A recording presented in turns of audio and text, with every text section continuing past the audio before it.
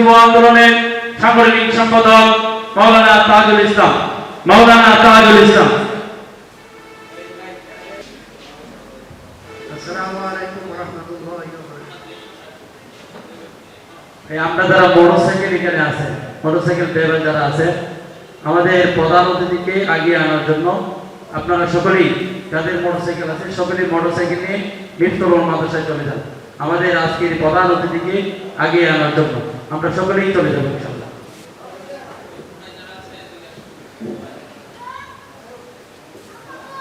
নাহমাদুহু ওয়া নুসাল্লি আলা রাসূলিল কারীম আম্মা বা'দ।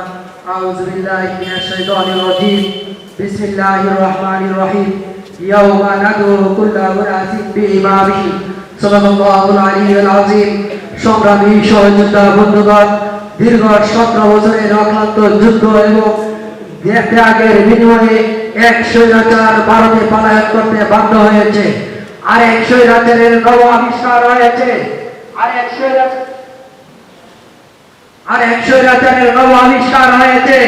আমি পরিষ্কার ভাষায় বলতে চাই, এক স্বৈরাচার ভারতে পলায়ন করতে পেরেছে।